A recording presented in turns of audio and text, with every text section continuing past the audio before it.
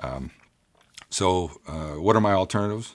Well, there is another group of individuals in Ontario that are called portfolio managers. And portfolio managers, they're not actually licensed to buy and sell things for you, because they don't buy and sell things for you. They just take over your assets and they do what they want with your assets. But because of that, they have this legal responsibility to be a fiduciary, because since they have control of your assets, you've given them this control. You need to be sure that they're going to do what's in your best interest. So as a fiduciary responsibility is just that they have to make decisions and manage your assets on the basis of what's good for you, and certainly not what's good for them. So it's called discretionary management. And they, at that point, can move your investments around and buy and sell what they think is needed to help you out. So you're handing over control of your portfolio to a discretionary manager. Portfolio management is really a nice environment. They've never been able to take commissions. They've always been required to be paid by their clients. And again, I think that's the issue, more than whether it's commission or fees for service or fees by the hour. I think the issue sometimes gets clouded by it's about commissions. Well, it's not really about commissions. It's about that when somebody is giving me advice, I want to pay him. I want to make sure that he's paid by me. He's responsible to me. I'm the one receiving the advice. The advice is important to me. I want to make sure that he's paid by me and not by the company that he's dealing with. If he's a registered salesman of a mutual fund dealer or a broker, he's being compensated by those individuals, or from whether it's from products or services or whatever, he's being compensated by those individuals. I want him to be compensated directly from me. And the portfolio management world works that way. So we certainly believe strongly in the advantages of using a portfolio manager as opposed to somebody from the sales side of the industry.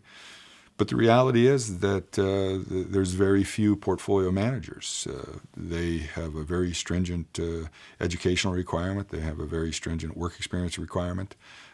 So they are, few and far between relative to a salesperson who can show up on a Friday, take an exam, and suddenly be licensed to buy and sell things on Monday and start their job. Portfolio manager has to take a lot of education and be successful at that education, which is tough enough, and then have a work experience requirement that could well have him not be a portfolio manager for as much as 1 to 4 years. So it takes you a long time to become a portfolio manager relative. I can become a broker or mutual fund salesperson or insurance salesman almost overnight. So that's going to keep the numbers of them down. So again, we have this non-salesperson that is now able to discuss things with you. Problem there is that this industry of portfolio managers grew out of very wealthy individuals. So the average portfolio manager years ago would only handle clients that had $1 million or more, and this was $1 million, 10 or 15 years ago. So it really isn't an avenue of advice for the small retail investor that may have less than $1 million and may still be accumulating their wealth for retirement. That said, that we need to discuss clearly the advantages of being in the portfolio management world, and those would be that the portfolio manager is first not a salesperson, so you don't have to worry about they're trying to convince you to buy a particular product because it's good for the seller. They, in fact, have been restricted from being able to take commissions. That is the environment that they've been in for many, many years, that they cannot take commissions. They must work on fees only. So that's the next great positive, that they're not being paid on commission. They're being paid by you, not by somebody else. That gives them a leg up on being in a position to make you more comfortable, that you don't have to assess why, is the item that they're suggesting you buy good for them or good for you? It's not good for them. They don't care. They're being paid by you, and they're going to get paid whatever product you buy.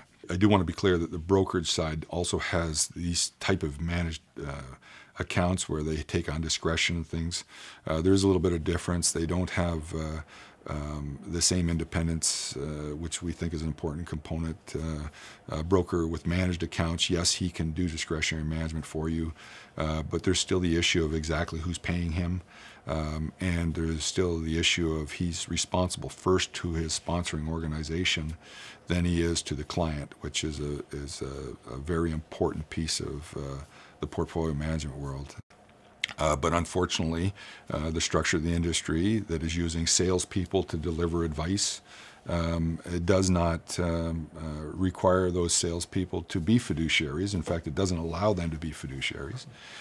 So we do think that the portfolio management world has this a great characteristic about it that I think is important.